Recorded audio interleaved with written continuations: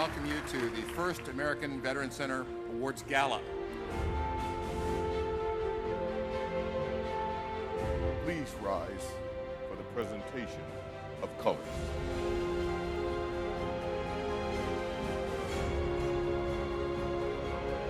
God, by whatever name thou art known, we give thanks for this day. I am proud to play a part in tonight's awards in this inaugural broadcast on the Pentagon Channel.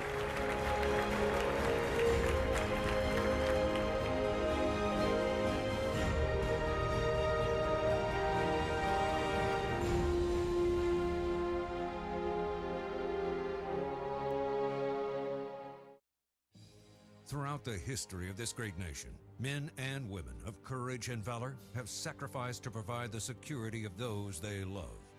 George Washington understood the importance of recognizing that courage, and the Purple Heart was born, a symbol of sacrifice and heroism, and a tribute to those who have given their all for freedom.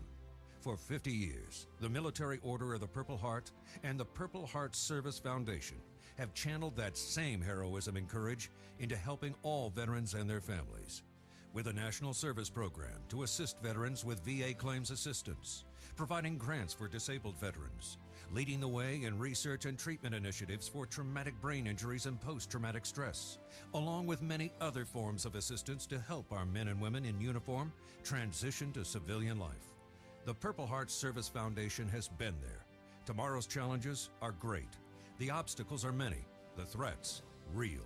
The men and women who serve today will need our support tomorrow, and we will be there for the next 50 years and beyond. Please join us in helping those who protect our freedom. The next generation of heroes would like to thank you in advance. I'm Jim Roberts, the president of the American Veterans Center, and on behalf of my colleagues at the American Veterans Center, I would like you to welcome you to the first American Veterans Center Awards Gala. Before I turn over the reins to tonight's more than capable MC, I would like to thank you for joining us here tonight. Guarding their legacy, honoring their sacrifice. This is the mission of the American Veterans Center, and tonight's program will introduce you to several tremendous stories from American heroes. Yet every man and woman who has served our nation has a story to tell, and the mission of the AVC is to provide them an outlet to share those stories with future generations of Americans. And now, without further ado, the Master of Ceremonies for tonight's program, the noted television pro and Air Force veteran from Vietnam, Mr. Paul Berry. Ladies and gentlemen, welcome to the American Veterans Center's Awards. This is the 15th year for the awards, which has grown into a fantastic tradition. This year, we are very proud to start a new Veterans Day tradition, broadcasting the awards around the world on the Pentagon Channel. Let's have a round of applause. This is great stuff.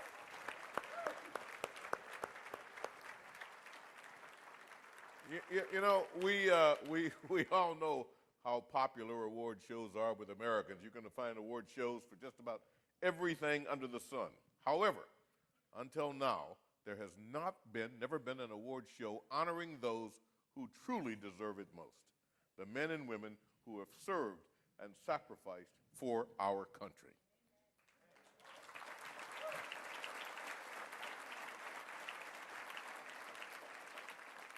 Now, to open tonight's program, we welcome Colonel David J. Clark.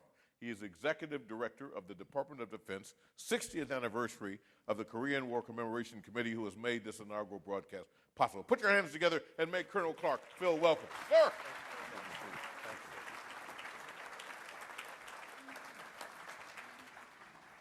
Thank you, Paul, and good evening. On behalf of the Secretary of Defense and the entire DoD 60th anniversary of the Korean War Commemoration Committee, I am proud to play a part in tonight's awards in this inaugural broadcast on the Pentagon Channel. It is my distinct honor to recognize the valor and patriotism of America's heroic veterans and to share their stories which have shaped the world we live in today. I am truly humbled to be in the presence of so many American heroes from across the generations, individuals whose stories are legendary among today's active duty service members. These awards in this broadcast spotlight the legacy of valor forged by our Korean War veterans, as well as the generations before and since. We are proud to help support this event and to help create a new Veterans Day tradition, honoring those who deserve our eternal gratitude. Thank you. Thank you so much, sir. Good to be here. Thank you very much. We're now honored because he certainly deserves your full attention. To introduce to you General Richard Myers, 16th Chairman of the Joint Chiefs of Staff and Honorary Chairman of the American Veterans Center, to help open this evening's awards. Give him a big round of applause. Thank you. Thank you, Paul. To my friend Paul, before I make any remarks at all, we got to thank the Honor Guard, which adds such dignity to an occasion like this, and so professional, and aren't we proud to have them represent us? I mean, and then to Aaron Gant, I think Aaron's sitting over here somewhere. I couldn't follow it all the way. I can't see through the lights, but Aaron's voice and our chaplain, thank you so much for being part of the opening ceremonies here of tonight's dinner. You know, there are lots of reasons that it's great to be an American. It is great to be an American. There are lots of reasons. One of those reasons is we have a great military, and we have had for a long time, and we've changed the course of history for the better in this world. Second reason is we got the American Veterans Center, which tries to capture the stories of all our veterans to recognize their impact, not only on America, but on this world, in this world that we live in. I think that's a tremendous thing. That's a big deal. A lot of folks like to recognize veterans. They make a big effort at the American Veterans Center. We make a big effort to recognize their stories. And then two, if that weren't enough, to make sure that the generations that are going to follow, whether they're going into the military or not, that they have a chance to share in these stories as well. So there's a huge educational component in what the American Veterans Center does. I'm proud to be associated with it. It took Jim a little bit of time to get me to come around, and then I realized I was with a guy and a group of folks that have a real vision. Nothing gets in their way. They take the hill, whatever, and they get it done. So we're lucky to be Americans because we have great folks in the military, and we have organizations like the American Veterans Center that tries to recognize their service and make sure others understand the sacrifices that have been made throughout the decades. Thank you very much for tonight.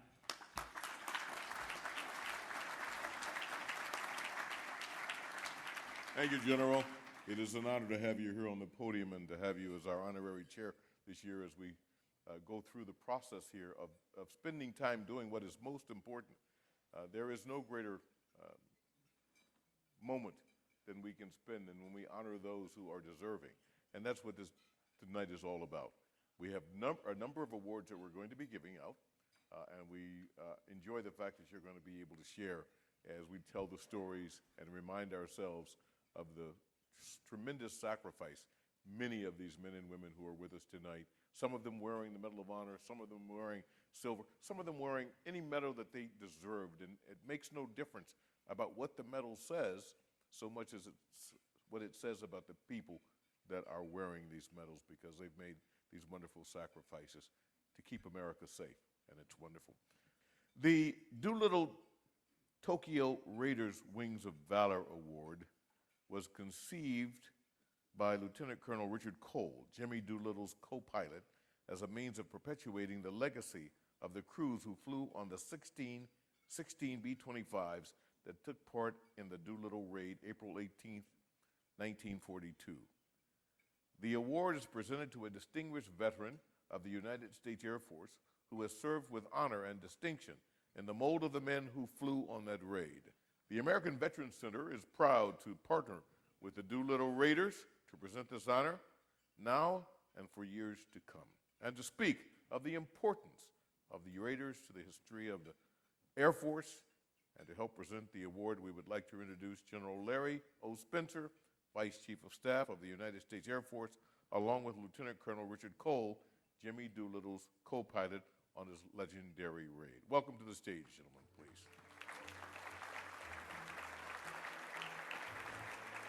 please. Good evening. I am honored and humbled to be in the presence of heroes today. When I say heroes, I mean heroes.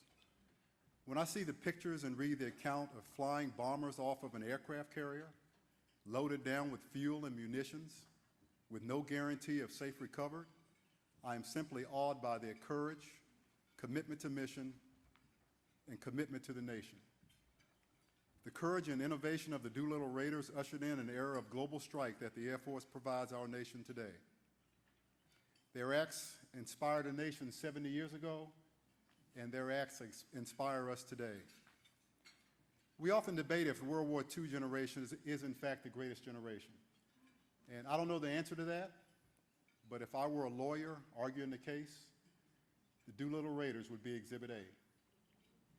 You know, we debate, and we've seen a lot of debates recently, looking at issues in our country and how we might resolve those issues, and there's a lot of give and take and a lot of this and that and how we should do things the right way or the wrong way. But there is one thing that there is no debate about. There's one thing that is absolutely certain, and that is we have the best Army, the best Navy, the best Marine Corps, the best Air Force, and the best Coast Guard on the planet.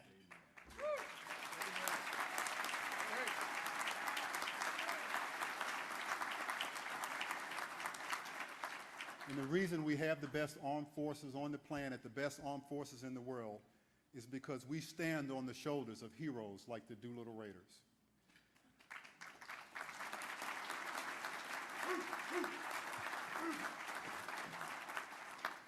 It is a sincere honor to assist with the presentation of the Doolittle Tokyo Raiders Wings of Valor Award to General Art Light. Mr. Berry, would you please read the citation? General Arthur Light served in the U.S. Air Force for more than 38 years. A native of the Bronx, he is a distinguished graduate of Manhattan College's ROTC program. He is a command pilot with more than 3,000 flying hours. He served as Assistant Vice Chief of Staff and Director Air Force. His final assignment was as Commander of Air Mobility Command based at Scott Air Force Base, from which he retired in 2009. Few Air Force officers have been as good a friend, as great a supporter, or as big a fan of the Doolittle Tokyo Raiders. We are pleased to welcome General Arthur J. Light. General Light, please.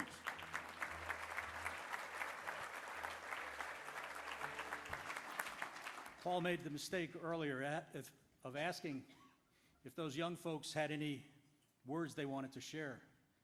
He didn't ask the general because he knows the general will definitely take the microphone. But I just have to take this moment to say thank you. I'm very honored by this, certainly from the American Veterans Center, but more importantly, from my friends, the Doolittle Raiders. And General Spencer had the opportunity to talk a little bit about how we all have heroes and we watch them as we go through our service. And tonight, I am very humble and honored to take this award on behalf of the Doolittle Raiders. But more importantly, I want to shout out to those soldiers, sailors, airmen, and Marines that are not with, and Coast Guardsmen who are not with us tonight because they're doing their job protecting us. They're the ones that we should be proud of, and they're the ones who should be getting every award that we happen to have here tonight. But I'll be happy to take this eagle, the Wings of Valor, and I will proudly display it in my home, and I will always remember these great Raiders and what they did to raise the hopes of this country right after December 7th, 1941. It's hard to imagine that on April 18th, 1942, some 70 years ago, they took off, as General Spencer said, not knowing where they were going to land, not knowing how things were going to turn out, but they raised the morale of this entire country. And they do it every day.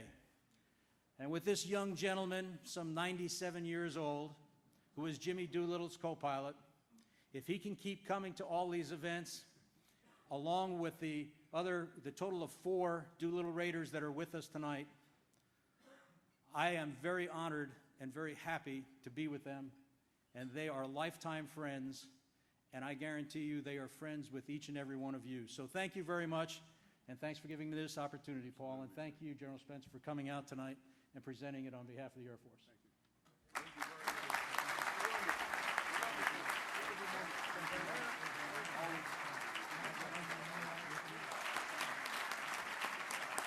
The contribution of women to our nation's military is one that is too great to be ignored.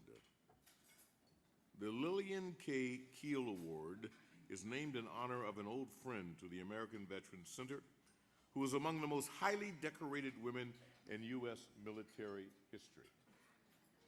She served as a flight nurse on nearly, listen to this, on nearly 400 evacuations during World War II and the Korean War. Ms. Keel helped us to present the award prior to her passing in 2005. And tonight, we honor generations of American women who have served with honor and valor on the battlefield and for too many years, for far too long, have not been recognized for their contributions. And they were great, and they were many, and they were mighty, and they made a difference. Captain Dorothy Pecora served as an Army nurse during World War II, landing in Normandy and serving with General Patton's Third Army for the duration of the war, including the Battle of the Bulge. At times, her field hospital came under attack, and she narrowly escaped death as her field hospital came under heavy fire, an enemy shell crushing the soldier next to her. Following the liberation of the Nazi concentration camps, she tirelessly cared for the survivors with camera footage of her work used as evidence in the Nuremberg trials. Without any concern for her safety, it made no difference. She was one of 194 women to receive the Bronze Star Medal in the war, as well as five battle awards. Meanwhile, Sergeant Monica Beltran of the Virginia National Guard was deployed to Iraq in 2004. Though trained as a truck driver, she volunteered for turret gun duty. On October 25th, 2005, when our convoy came under attack, then Specialist Beltran stood her ground to return maximum suppressive fire in the face of enemy small arms, machine gun, and rocket-propelled grenade fire. Despite a wound to her hand, she continued firing at the enemy until the entire convoy was able to pass through the kill zone. Sergeant Beltran would be awarded the Bronze Star with Valor and the Purple Heart, and is among the most highly decorated women in the National Guard. Do you know their names? Do you know of them? Tonight, we do, and we recognize these two women, the women who served during World War II and Operation Iraqi Freedom, and those from every generation in between. Ladies and gentlemen, please welcome Captain Dorothy Pecora and Sergeant Monica Beltran. What a pleasure to have you both here.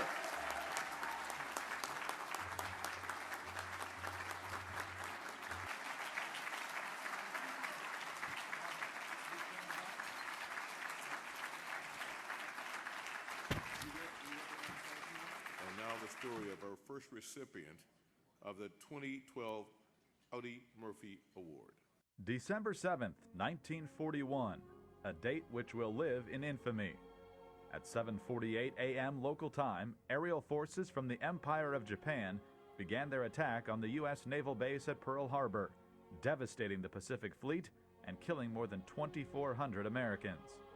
The U.S. fleet was crippled, with 4 American battleships sunk and 3 heavily damaged and nearly 200 aircraft destroyed. Yet, amid the destruction, all was not lost. At sea during the attack were the Pacific Fleet's 3 aircraft carriers, Lexington, Saratoga, and Enterprise. A moment of fortune that would have a major impact on the course of the war in the Pacific the United States now found itself fighting.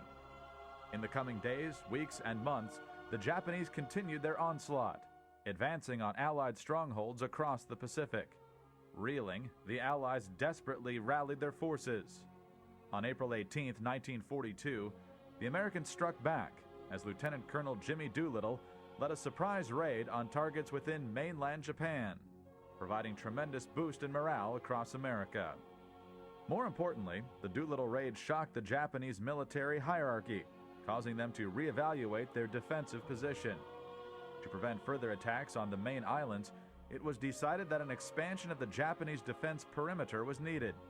At the same time, the destruction of the American carriers proved to be of paramount importance, as they were increasingly vital in the Pacific War and were responsible for launching Doolittle's raid. Admiral Isoroku Yamamoto and the Japanese command decided to lure the American carriers into a trap, destroying them and occupying a small American atoll at the far end of the Hawaiian Islands known as Midway. Yamamoto counted on the element of surprise as his forces steamed toward Midway in early June 1942, dispersing his fleet with the plan of using those undetected by the Americans to destroy whatever forces might come to Midway's relief. Unknown to Yamamoto was the fact that the Americans had recently cracked the main Japanese naval code, dubbed JN-25, and were aware of his plans. Admiral Chester Nimitz, commander of naval operations in the Pacific, rushed to muster his forces for the defense of Midway. The carriers Enterprise and Hornet were joined by Yorktown, which had been severely damaged at the Battle of the Coral Sea 1 month before. Additionally, 124 aircraft were stationed on Midway itself in preparation of battle. With these forces and his knowledge of the Japanese plan, Nimitz was confident the odds were now even. By the evening of June 4, 1942, it was evident that the Americans had won a great victory, though action continued over the following few days. The Japanese had lost all 4 carriers, a cruiser, and 248 carrier-based aircraft, along with more than 3,000 men. Yorktown, despite efforts to tow it to port, was eventually sunk. Still, Enterprise and Hornet survived, and the United States still held Midway. The result was decisive, and one from which the Japanese Navy would never recover. The victory at Midway has been called the most stunning and decisive blow in the history of naval warfare, and is generally regarded as the turning point in the Pacific theater of World War II. From this point on, it was the United States that would be on the offensive. It is now 70 years since this epic battle, 70 years since these brave men turned the tide of war. For their gallant stand in the face of long odds, and for their incomparable contribution to the Allied victory in World War II, the American Veterans Center is proud to name the heroes of Midway the 2012 recipients of the Audie Murphy Award. Congratulations to you. We invite the heroes of Midway to please come forward.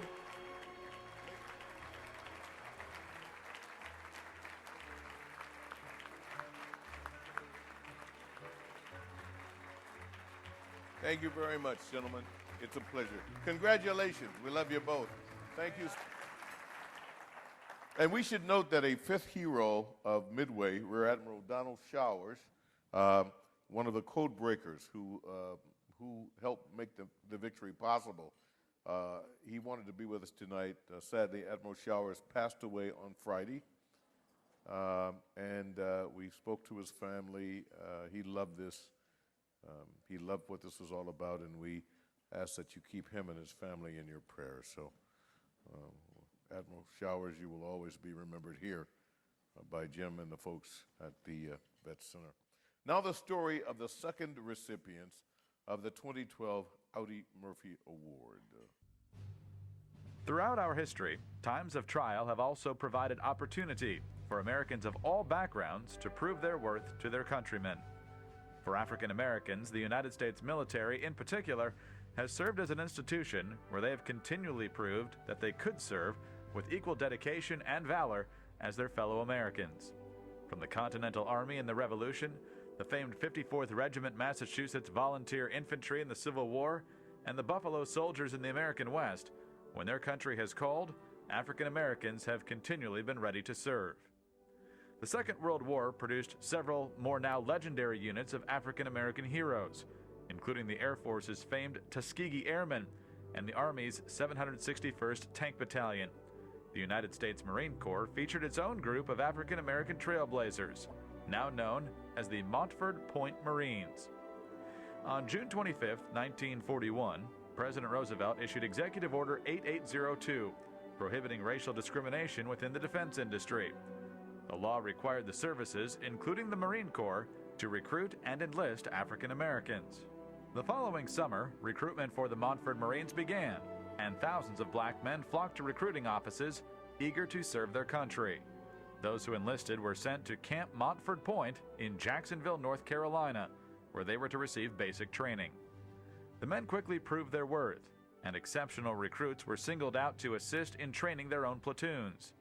By the war's end, all drill instructors and many NCOs at Montford were African Americans. Nearly 20,000 men passed through Montford, with almost 13,000 assigned to overseas defense battalions or combat support companies. Montford Marines served throughout the Pacific Theater and saw action on the front lines. Private Kenneth J. Tibbs would become the first Montford Point Marine to die in action when he was killed on the beach at Saipan. Black Marines were vital in the effort to take Iwo Jima, landing in the early stages of the battle, delivering ammunition to their comrades fighting their way from the beaches to the base of Mount Suribachi. The Marines took part in the battle for Okinawa, the bloodiest battle of the Pacific War. Following the war, African American Marines continued their training at Montford Point. In 1948, President Truman issued Executive Order 9981, ending segregation in the United States military. The following year, Montford Point was deactivated, and new black recruits were sent to train with their fellow Marines at Parris Island and Camp Pendleton, where they would go on to fight in Korea, Vietnam, and every era since. In 1965, the Montford Point Marine Association was formed to preserve the history of this trailblazing group of Marines. Finally, on June 28, 2012, the surviving Montford Point Marines were invited to the United States Capitol to receive the Congressional Gold Medal on behalf of all their comrades. As Speaker of the House John Boehner noted, letting African Americans serve in the Marine Corps was called an experiment. Toward the end of the war, the Marine Corps Commandant said the experiment was over, that the men who trained at Montford Point were Marines, period. For their determination to prove that they too belong to be among the few and the proud, the American Veterans Center is honored to name the Montford Point Marines the 2012 recipients of the Audie Murphy Award. The Montford Point Marines, I would also like to invite Lieutenant General Mark Faulkner, representing the Commandant of the Marine Corps, to help present the awards to the Montford Point Marines. We're welcoming Gunny Sergeant Reuben McNair, Sergeant Eugene Groves, and First Class Willie James Ferguson, Private First Class Willie Woods, and Mr. Halsey Gillis. And we hope that Reuben McNair, if he will, to come forward and speak on behalf of the group.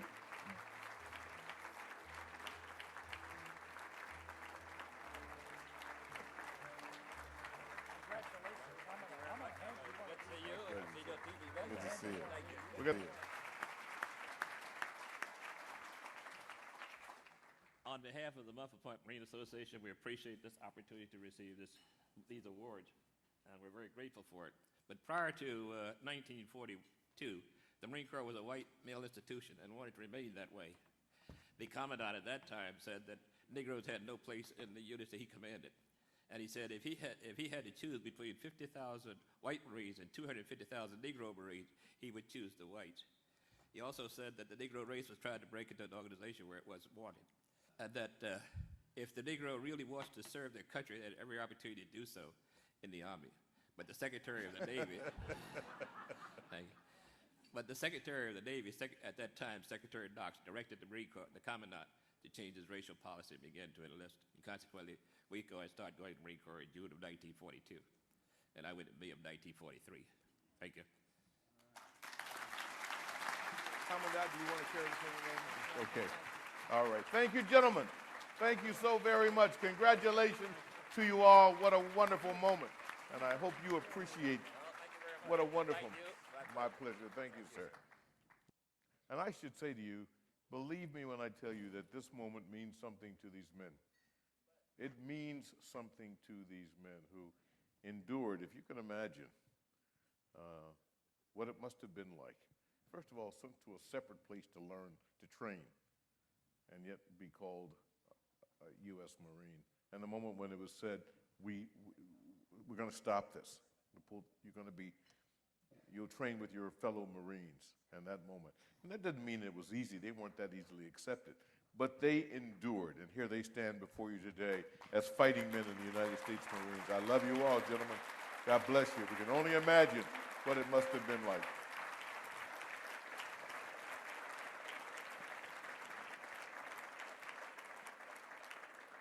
Our next award is the Raymond G. Davis Award for Distinguished Service in the United States military during the Korean War. General Ray Davis received 18, count them, 18 American and Foreign Service awards during his distinguished career, including the Navy Cross in World War II and the Distinguished Service Medal during Vietnam.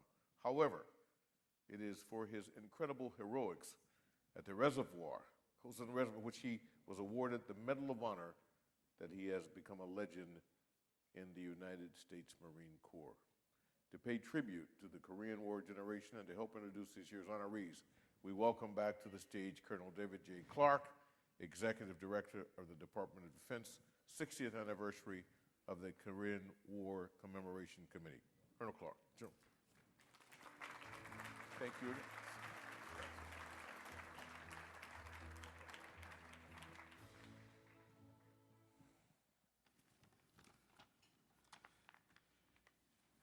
Good evening, and once again, thank you. On behalf of the Secretary of Defense and KW-60, I am honored, grateful, humbled, and very fortunate to be with you tonight to recognize the extraordinary personal courage and selflessness of two men whose commitment to country and their fellow comrades in arms is nothing short of astonishing. Many have called the Korean War the forgotten war. But over the past 2 years, we in KW-60 have come to view it quite differently. This war and all of its terrible hardships cannot and will not ever be forgotten by the men and women who served there, nor by their families and the millions of grateful South Koreans whose lives, liberty, and future prosperity were preserved by their noble sacrifice. This year's Raymond G. Davis Award is being presented to two American heroes of the Korean War, men whose exploits are larger than life, the stuff of legends, and to which you'll soon bear witness. The geopolitics of our world has changed dramatically since the armistice was signed almost 6 decades ago. The Berlin Wall has fallen, the Soviet Union is no more, communism is virtually a thing of the past, and the Cold War has receded into the annals of history. Many of these changes were set in motion 60 years ago on a small peninsula in Northeast Asia, unknown to most Americans. Time and perspective have borne out the significance of this effort. The lasting legacy of the Korean War generation is personified by these men and what they did for one another and their fellow man. Thank you. Thank you, Colonel. Thank you so much for saying it. And now, ladies and gentlemen, the story of our first recipient. Frederick C. Blessé, known throughout his life as Boots, was born to serve his country in the United States military. The son of a general in the U.S. Army Medical Corps, Boots was born in the Panama Canal Zone in 1921, grew up in the Philippines, and graduated West Point in 1945 to become a fighter pilot. The word blessé means casualty or wounded in French, which might have been foreboding for a young officer in the United States Air Force when the Korean War broke out in 1950. Upon entering combat, however, Boots Blessé proved especially adept at inflicting casualties in the form of downed enemy MiG-15s. No pilot proved more eager to mix it up with the enemy than Boots Blessé, as he shot down 9 MiG-15s and 1 LA-9 during his tour. By the time of his return home in October 1952, Blessé had become America's leading jet ace to that point. In all, he had flown 223 missions in Korea. Upon returning home, Boots Blessé would serve as a jet fighter gunnery instructor, squadron operations officer, and squadron commander at Nellis Air Force Base. And he won all 6 trophies offered for individual performance at the 1955 Air Force Worldwide Fighter Gunnery Championship, a feat that has never been equaled. Frederick C. Blasé would fly another 156 missions during Vietnam and rise to the rank of Major General. He has received the Distinguished Service Medal, 3 Silver Stars, the Purple Heart, and many other decorations in the course of a career that accumulated 6,500 flying hours. For his tenacity and skill in the skies over Korea, and for being among the Air Force's early pioneers in the classroom, the American Veterans Center is honored to name Major General Frederick C. Boots Blasé recipient of the 2012 Raymond G. Davis Award. Please come forward. General Blasé, let's give a big round of applause for my goodness.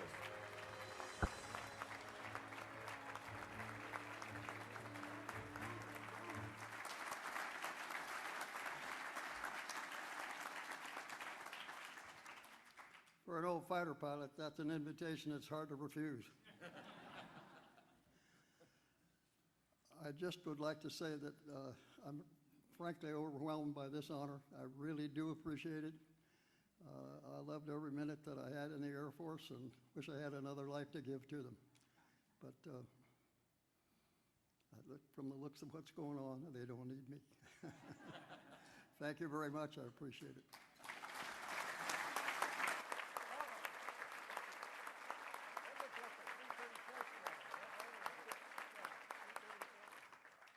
Ladies and gentlemen, and now the story of our second honoree. Among trailblazers and pioneers, there exists a common trait of dogged determination and aggressiveness that propel them to success despite the challenges they face. These qualities are certainly present in Kurt C.E. Lee, a hero and pioneer within the United States Marine Corps. In September 1950, Lieutenant Lee landed with his Marines at Incheon, South Korea, along with fellow UN forces to push the North Koreans out of the South. Lee found himself fighting 2 battles, one against the North Korean forces, now aided by the People's Republic of China, and one against the attitudes among some of his fellow Marines who questioned his loyalty. Yet once in battle, those questions were put to rest, as Lee proved a tenacious fighter and skilled combat leader.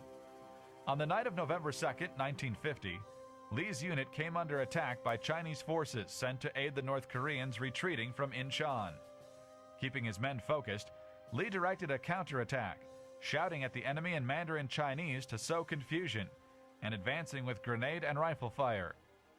Already wounded in the leg, he would be shot in the elbow by a sniper and was evacuated to a MASH unit for treatment. After several days in the hospital, Lee learned he was to be sent to Japan for recuperation. Determined to rejoin his men, Lee and another wounded Marine confiscated a jeep and located their comrades. His arm in a sling, Lee took command of a rifle platoon whose leader had been injured and began drilling them in combat maneuvers. This would pay off dearly 1 month later at the epic Battle of Chosin Reservoir. At Chosin, Lee's platoon was ordered to spearhead a thrust to relieve a company of Marines surrounded by Chinese forces. His battalion commander, then Lieutenant Colonel Raymond G. Davis, ordered him to stay off the heavily defended roads, a sure death trap, instead attacking from the snowy hills. Lee, his arm still in a cast, led his platoon in the attack, advancing through heavy enemy fire, eventually forcing their way to the stranded Marines. Again Lee was shot, and again he refused to yield, regrouping his men to secure a vital roadway. On December 8, 1950, Lee was targeted by a Chinese machine gunner, wounding him seriously and ending his Korean War service. For his role in leading the relief of the stranded Marines, Ray Davis was awarded the Medal of Honor, while Kurt Lee was awarded the Silver Star for his actions in battle. Lee was also presented the Navy Cross for his valor at Incheon the previous month. It seemed valor ran in the family, as Kurt's younger brother, Chu Mon Lee, earned the Distinguished Service Cross for heroic actions as a U.S. Army officer in battle that same month.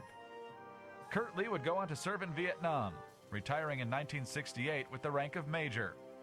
Raymond Davis, who rose to Assistant Commandant of the Marine Corps, called Lee the bravest Marine he ever knew. It is fitting, then, for his groundbreaking path through the Marine Corps and for his valor on the battlefield, that Major Kurt C.E. Lee is named the 2012 recipient of the American Veteran Center's Raymond G. Davis Award. It is with deep humility that I am receiving this award. I thank the American Veterans Center for according me this great award. Semper Fidelis. Thank you.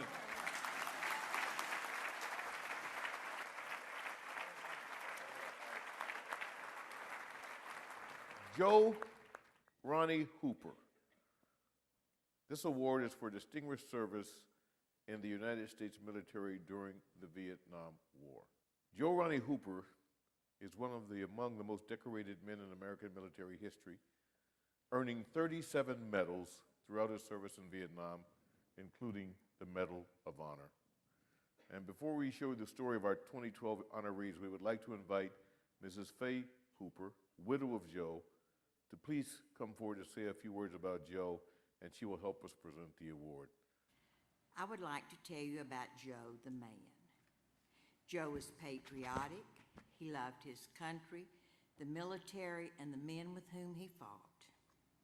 After he was awarded the Medal of Honor, he always said it did not belong just to him, but also to the men in his company. He was proud to be a member of the 101st Airborne, and also especially proud of his company, D Company, the Delta Raiders. Joe was a good father and husband, and it was my privilege being married to him. He would have loved being here and being part of the conference. The dedication and patriotism of the soldiers of this generation would have made him proud. He would have felt especially honored that men as distinguished as Brigadier General Stevie Ritchie and Major General James Livingston are receiving an award in his name. Joey and I would like to thank all of the men and women who have ever served in the military. Because of you, we live in the greatest country on earth. May God continue to bless America. Thank you.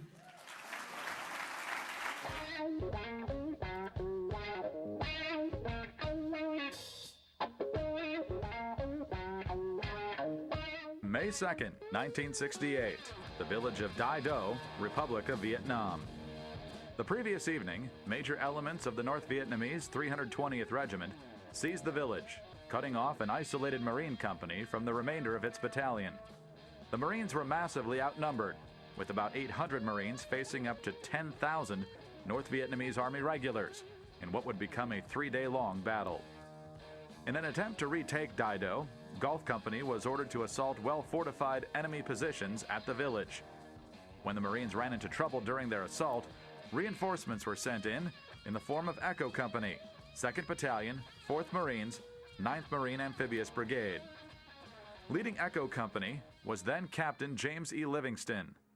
On April 30th, Livingston's Echo Company was sent to defend a key bridge near Dong Ha. A few days later, when Gulf Company became bogged down in its assault, Echo was ordered to join. The men of Echo Company found just how well defended the enemy position was when they advanced through a rice paddy for some 500 meters, raked by heavy machine gun fire and blasts from rocket-propelled grenades. Despite the intensity of the fire, Livingston fearlessly led his men in their assault on enemy emplacements within the village, personally leading the assault while directing fire and shouting words of encouragement to his Marines. Twice wounded by grenade fragments, he refused treatment, intent on driving the North Vietnamese from their entrenched positions within some 100 mutually supporting bunkers and relieving pressure on the stranded Marine Company. When the village was finally cleared, the intense fighting had left only 35 able-bodied men out of more than 100 who had entered the battle. For the remainder of Echo Company, however, the fight was not over, as soon desperate pleas for help began coming through the radio from a Marine position in the nearby hamlet of Din To. Not one to sit on the sidelines, Livingston gathered his men and fought their way through enemy fire to join the beleaguered Marines, merging to commence a counterattack on the North Vietnamese position. The momentum swung throughout the day as the enemy was sent reinforcements. Battle was intense, often hand-to-hand. Eventually, Livingston himself was brought down by an enemy machine gun round. Still, He refused evacuation, firing at the enemy from a prone position and supervising the withdrawal of his men. Only when his Marines were safely evacuated did he allow himself to be removed from the battlefield. Livingston would go on to serve a second tour in Vietnam and was awarded the Medal of Honor for his actions at Dai Do by President Nixon on May 14, 1970. He would return to service in Vietnam one final time in March 1975 as he served as operations officer for the evacuation of Saigon. James Livingston would continue to rise through the ranks of the Corps, retiring in 1995 with the rank of Major General. His decorations include the Silver Star, the Bronze Star with Valor, the Purple Heart, and the Medal of Honor. In the long history of the United States Marine Corps, few have gained the respect and admiration granted to this noble warrior. It is for this service and this dedication to the Corps that Major General James E. Livingston is the recipient of the 2012 Joe Ronnie Hooper Award.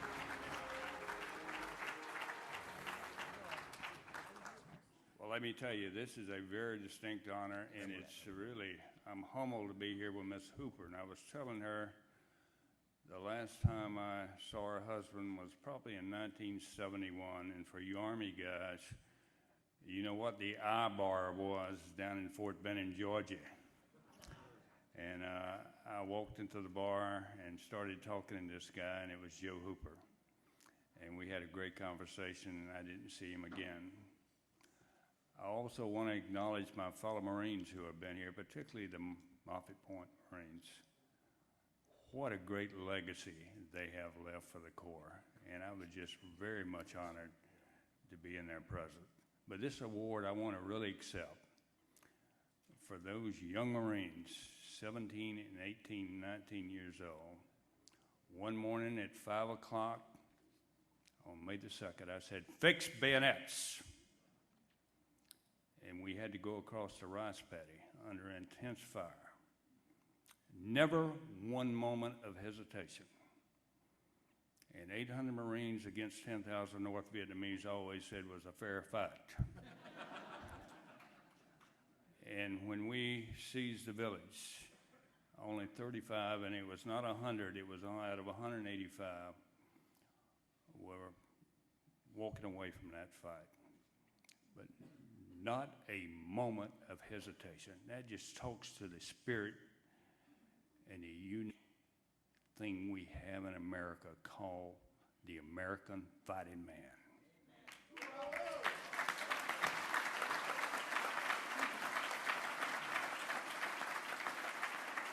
And just like these young Americans today, we're not good, we're damn good.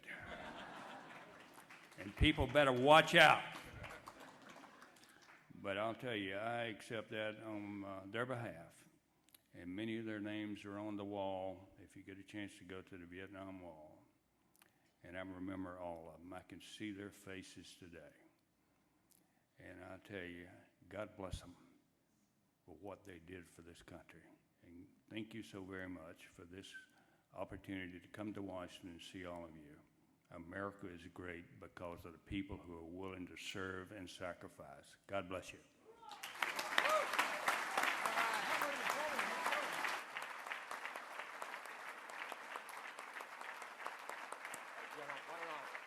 And now the story of our second recipient of the 2012, boy, you hitting the jackpot tonight there, Faye, of the Joe Hooper Award. From his earliest days, Richard Stephen Ritchie demonstrated that he had the right stuff to become a successful fighter pilot. Ritchie graduated from the Academy in 1964 and finished first in his pilot training class at Laredo Air Force Base. He quickly gained a reputation as a brilliant pilot, earning the admiration of the legendary Robin Olds. He displayed a brash confidence in the air and in the locker room, making him the original Maverick. Steve Ritchie's work ethic was unparalleled, as he dedicated himself to flying almost every day, making sure he had a complete understanding of all weapon systems, earning him consistently high-performance evaluations.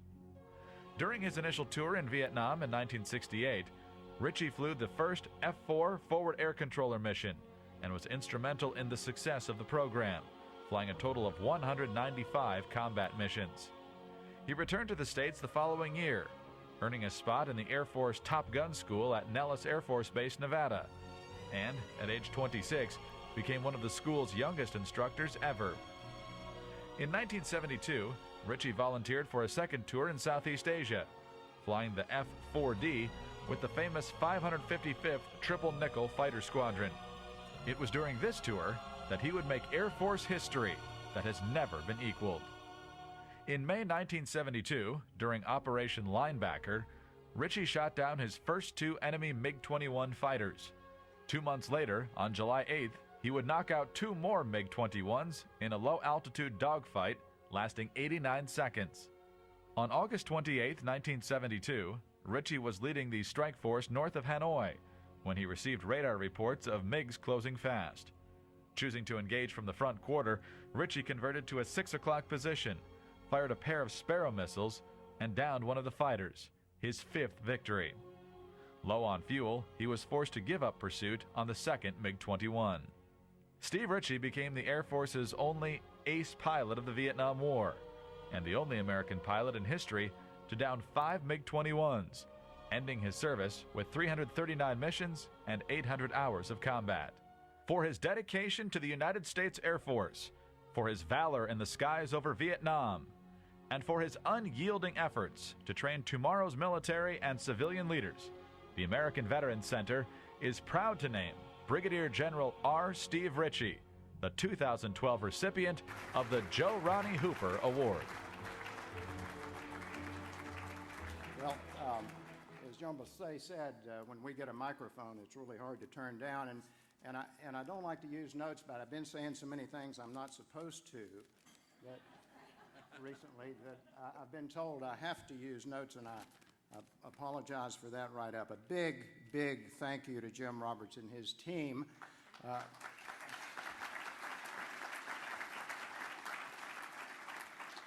By the way, Major Lee, every time there was a MiG victory, we used to steal the squadron commander's Jeep and drive it up the front steps into the officers' club, but I guess that's not the same thing, isn't it? Jim, I've been coming to events sort of like this ever since I entered the Air Force Academy in 1960, 52 years.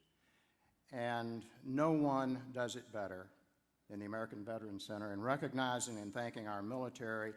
And no one does more to inform and educate our students and to inspire us all, young and old.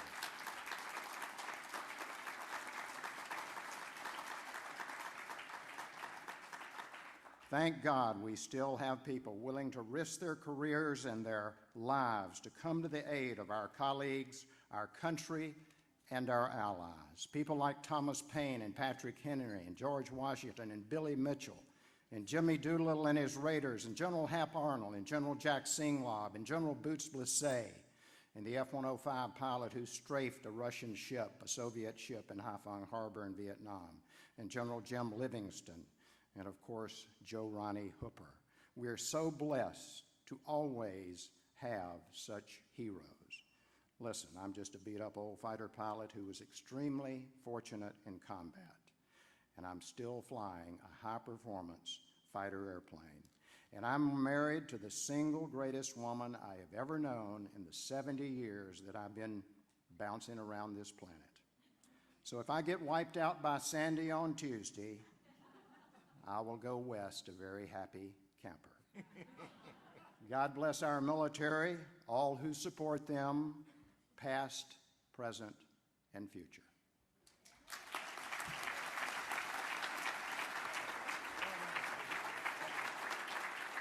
Tonight's final award is named in honor of one of the Navy's great heroes and the very first recipient of the Medal of Honor for Valor in Afghanistan, Lieutenant Michael P. Murphy.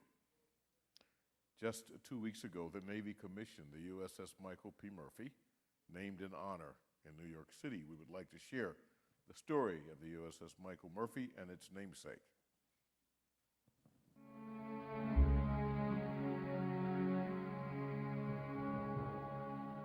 Operation Red Wing involved Lieutenant Michael Murphy, Danny Dietz, Marcus Luttrell, and Matt Axelson.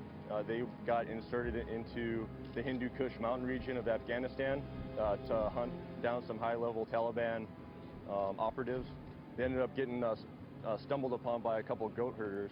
Came to a decision on if they were gonna have to kill the guys or let them go free, and it came down to Lieutenant Murphy saying, "Hey, that's not what we're here to do. We're going to let them go, and then we're going to go relocate so we can't get caught." The goat herders went back and told the Taliban their location. Anywhere from approximately 100 to 200 Taliban fighters came down on the 4 guys. Lieutenant Murphy ended up going out into cell phone reception, pulled out his personal cell phone, made a phone call back to base. During the time he was shot, hunched over, sat back up, finished the phone call. At the end of it, he said, "Thank you." Wanted to go back fighting at that time. 2 helicopters got sent out to go help out for quick reaction. One of the helicopters got shot down by an RPG, killed all the members on board.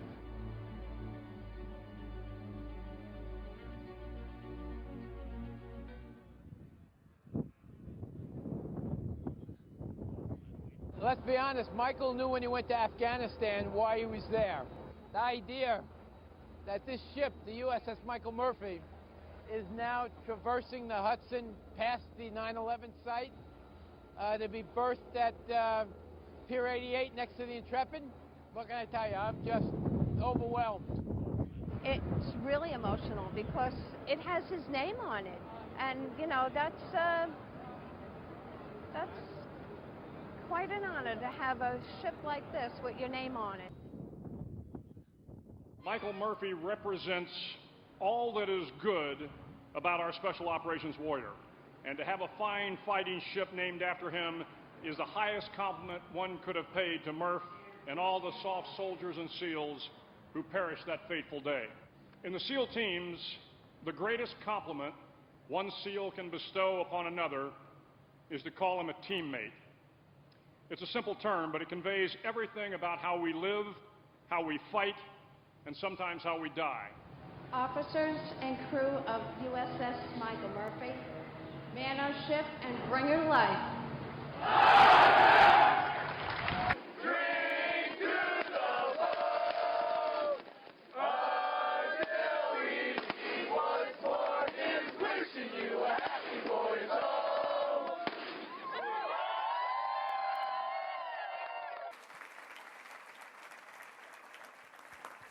And with that, we say thank you so much, and we turn it over now to Antonio with that wonderful voice, please. Thank you. It's an honor to be here tonight as an active duty member of the United States Army, the U.S. Army Band, Pershing Zone, the Army Chorus. This is why I was hired by the Army to sing for our American heroes. I want to thank you all with this beautiful song, God Bless America, written by Irving Berlin. While the storm clouds gather far across the sea, let us swear allegiance to a land that's free. Let us all be grateful for a land so